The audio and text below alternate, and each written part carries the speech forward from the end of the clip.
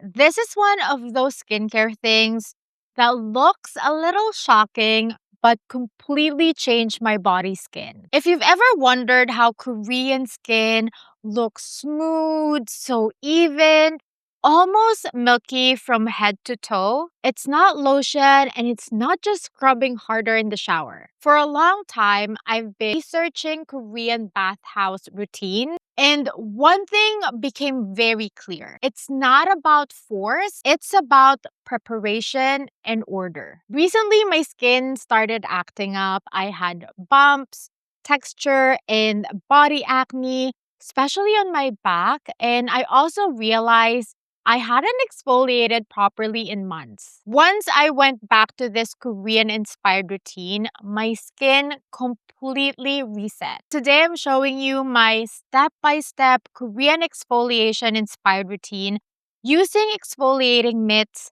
a tub soak, and one soap I use to soften my skin.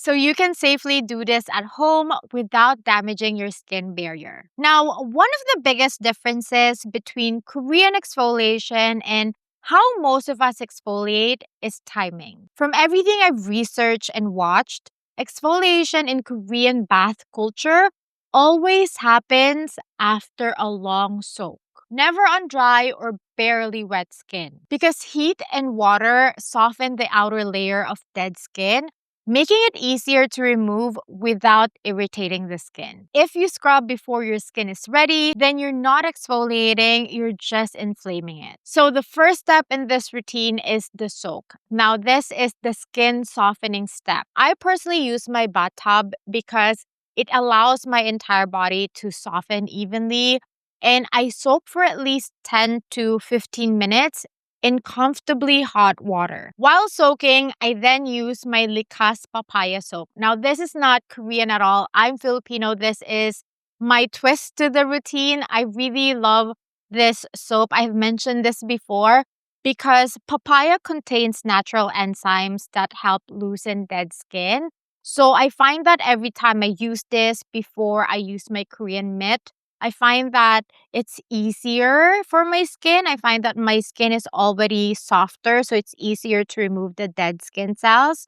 And I gently lather it over my body, no scrubbing yet. And then I let it sit for a bit while the heat does its job. So what I do is I kind of elevate my one leg first and then put on the soap, leave it for a bit, and then put it back in the water. Next is my other leg, and then same with my arms. And I know not all of us has a bathtub, so this can also work if you do it in the shower, but make sure that your bathroom is really steaming because you really need the steam to soften your skin. And you'll know your skin is ready when your fingers are already pruny and your skin feels extra soft. Now, step 2 is exfoliating with our Korean exfoliating mitt. Now, before we exfoliate, let's talk about the mitts because the colors actually matter. These are often called Korean Italy towels. From my research, Korean bathhouses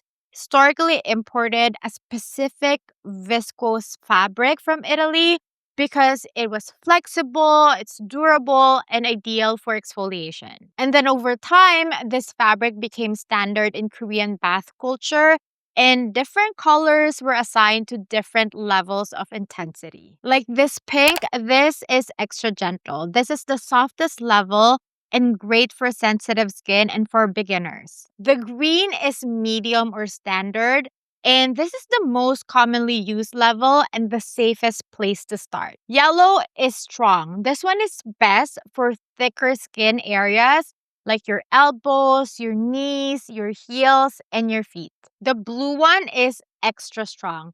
This is the most intense level, usually for spot treatment only. And if you're new, start with the pink or the green. Personally, I like the green. For the pink, I find that I can't really remove as much dead skin and I'm just so used to this. So for personal preference, I really like the green one. Now, step 3 is the exfoliation process. Your skin should be warm and damp, and do not use soap in this step. So start doing a long, firm stroke.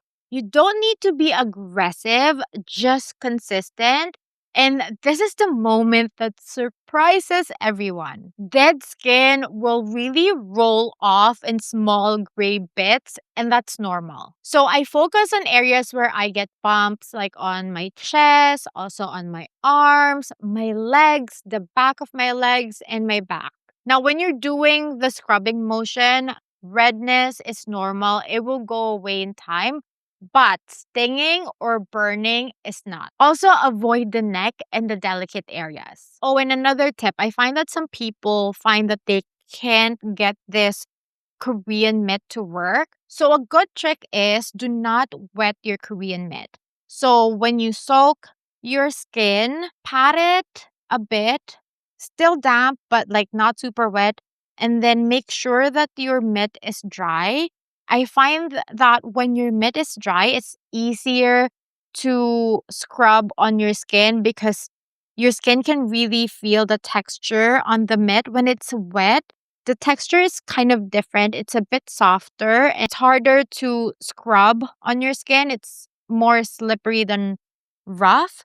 So if you can't get this to work, try using it dry. Now, the fourth step is to rinse everything off completely. This is also the best time to shave if you do, so your skin is soft and smooth. Step 5 is moisturize and seal. So after exfoliation, moisturizing is essential. So I pat my skin dry and I immediately apply moisturizer or body oil. You can also do body slugging. So you can apply your moisturizer and then a thicker balm just to seal everything in. And this helps calm the skin and lock in hydration. Now, how often do you use it? I only do this once every 2 weeks.